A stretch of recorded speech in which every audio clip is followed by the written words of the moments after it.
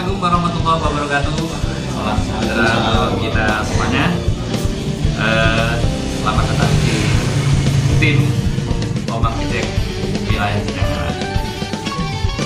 Para pemirsa semuanya, bahwa kita untuk menghadapi Pilgub 2020 yang misalkan kita selenggarakan hajatan besar tanggal 9 Desember 2020. Ini pada malam hari ini kita tim BPS dan PPDB di Kelurahan Jakarta akan melaporkan sesuai hasil kinerja PPDB dan PPDS di Kelurahan Jakarta yang alhamdulillah pada malam hari ini langsung dipantau langsung oleh Ketua PPK Kecamatan Batu.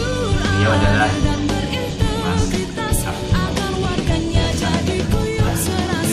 dari itu, monggo bagaimana pemantauan yang akan dipantau oleh Mas Dev. Mudah-mudahan nanti menambah semangat, menambah semangat untuk tim BPS Jakarta dan tim PPD Jakarta yang area kinerjanya sangat kuat sekali sehingga terdapat 29 TPS dan hak pemilih pada saat ini kurang lebih 10.054 pemilih. Untuk itu monggo kami persilakan tim khusus Ketua PPK Kecamatan Bungaran Timur. Terima kasih. Assalamualaikum warahmatullahi wabarakatuh. Selamat malam guys, selamat malam. Tim Omah Gede juga terima kasih telah berkenan untuk menemani kita, menemani PPS dan juga PPDB Jakarta. Alhamdulillah, untuk pertama kami dari PPK mengapresiasi kinerja dari PPS dan PPDB Jakarta. Kami sampaikan terima kasih karena sampai malam ini laporan sudah 90%. Alhamdulillah 90%. Dan memang betul Gedanganak di Kecamatan Bungaran Timur ini adalah wilayah yang paling luas dan pemilihnya yang paling banyak. Jadi di antara kelurahan atau desa yang lain. Jadi sekali lagi saya apresiasi kinerja daripada PPS dan PPDB Gedanganak. Saya sampaikan terima kasih yang sebesar-besarnya. Kita tidak bisa membalas apa-apa. Semoga PPS dan PPDB Gedanganak diberikan kesehatan, keselamatan, dan diberikan keberkahan. Amin. Kemudian yang saya sampaikan ini Pak Ketua PPK selaku pemantau tim khusus di PPK dan PPS Gedanganak. Dan alhamdulillah kita kerja tim, walaupun tim kita baru masih muda-muda. Kebetulan Ketua PPS-nya saya sendiri.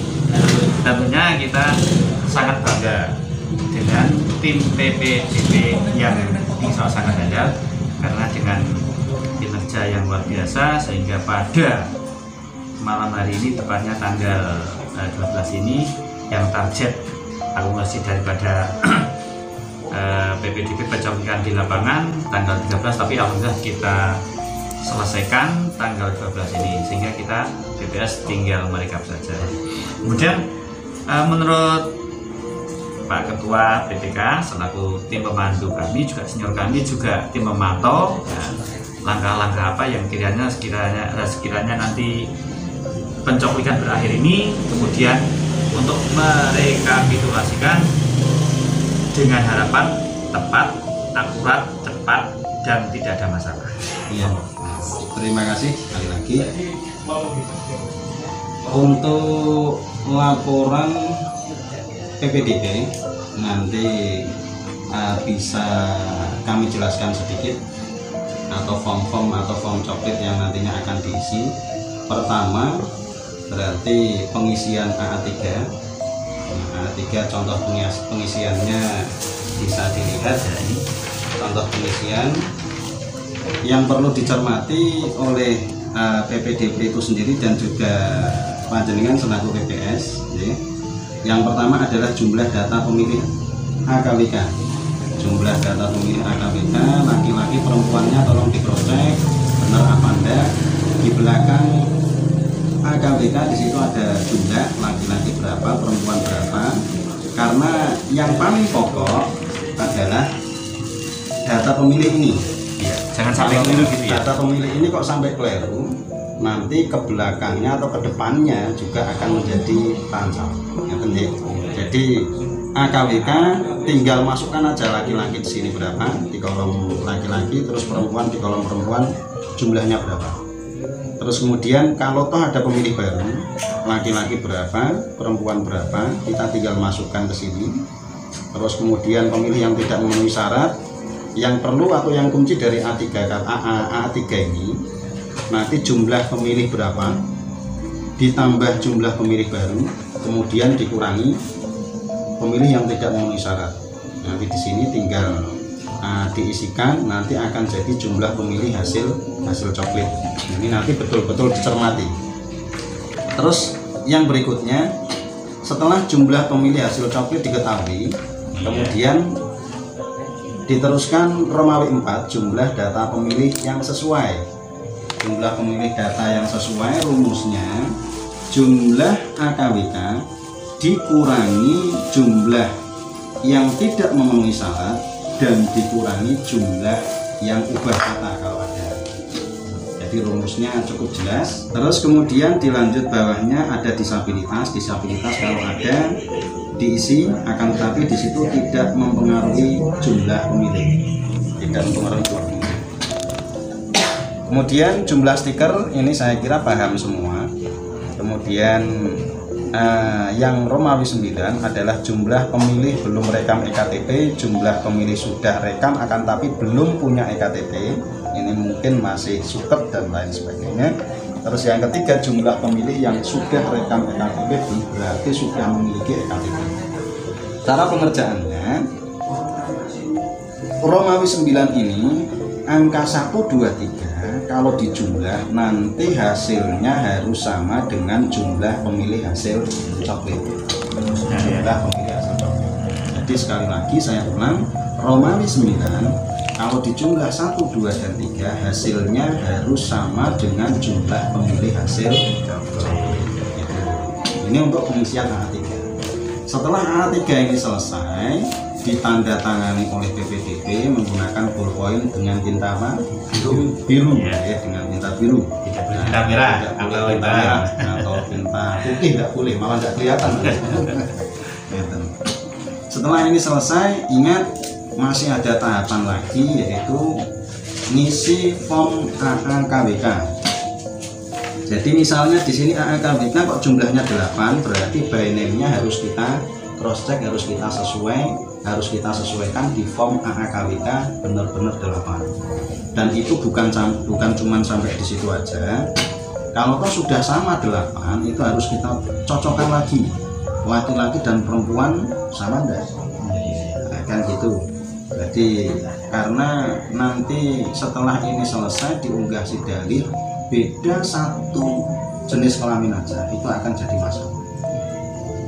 Artinya ini bisa dikuatkan dengan bukti otentik dengan fotokopi KTP atau KK bisa. Oh iya, itu lebih valid dan diatur lagi. Nah, kalau enggak ya PPDB sudah datang ke tempat mereka atau beliau-beliau yang memang belum masuk di AKWK, dengan adanya sudah dicoplit dan sudah dimasukkan ke form AKWK berarti sudah autentik. Karena PPDB tentunya berani memasukkan setelah melihat KK atau KTP. Nah, AKWK sudah, terus kemudian ada ABKWK. Ada ABKWK itu untuk data yang ubah data. Untuk yang ubah data misalnya yang tahun kemarin statusnya kayak Mas Jeffrey selaku PPS belum nikah, dilelah untuk tahun ini sudah nikah, itu nanti juga masuk. Nah, atau misalnya kemarin tinggalnya masih bareng ibunya, masih bareng bapaknya, walaupun hanya ubah RT, akan tetapi kalau KTP dan KK-nya sudah jadi tetap masuk ubah data walaupun pindah RT. Nah itu nanti kita input ke APKWK, jumlahnya harus sama lagi. Perhatikan, misalnya ubah data di sini kok 10, laki-laki 4, perempuan 6, berarti nanti binary-nya juga harus sama dengan ada di harus data sama dengan yang ada di anak. Sama, prinsipnya sama, beda satu saja jenis kelamin, nanti akan kerepotan waktu penelitian atau pengoreksian ketika sudah diunggah. Terus nanti rekap perkembangan juga begitu. Rekap perkembangan setelah ini sudah selesai semua, nanti kita rekap perkembangan, kita juga inputkan di sana biar nanti clear. Nah, kalau ini sudah clear, sudah kita cek betul, nanti sudah fix, nah baru kita bawa atau dari BPS kirim ke PPK, nanti terus kemudian kita unggah ke Sidalih, nanti berarti akan menjadi daftar pemilih hasil pemutahiran, dan nanti BPS akan pleno untuk jadwal nanti mendatang. Itu deh. Nah, gitu. Jadi fokus kita pada tahapan akhir coklit ini adalah cross check hasil coklit PPKP, terus kemudian yang meliputi tadi dokumen sudah saya sebutkan, ada AA3, ada AA, ada AB, ada AB1, dan mereka perkembangan itu diisi semua, diteliti, dikoreksi betul, disandingkan dengan data dari BPKP yang ditandatangani ini AA3, jumlahnya sama apa enggak, laki-laki perempuannya dikoreksi atau dicermati betul. Nanti kalau sudah sama, berarti insya Allah ke belakang tidak akan ada masalah.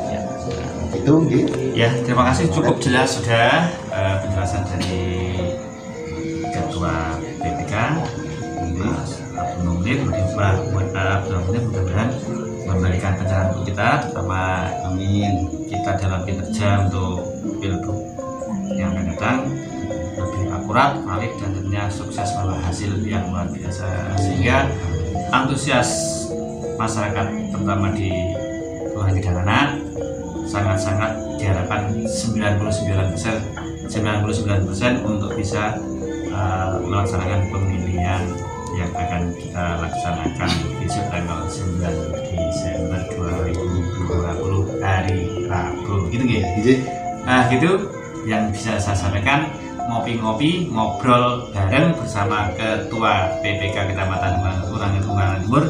Semoga senantiasa membawa suatu kebaikan, kemaslahatan untuk kita bersama, dan tentunya kita di pandemi ini mudah-mudahan kita diberi kesehatan, dan tentunya kita lebih semangat lagi karena sesuai hadis Nabi, kita juga hadis Nabi itu khairunas anfa'uhum linnas. Jadi sebaik-baik manusia adalah orang yang selalu bermanfaat untuk yang lainnya, bukan yang selalu memberikan nasi. Wah, bagus juga ya. Karena itu merupakan sedekah.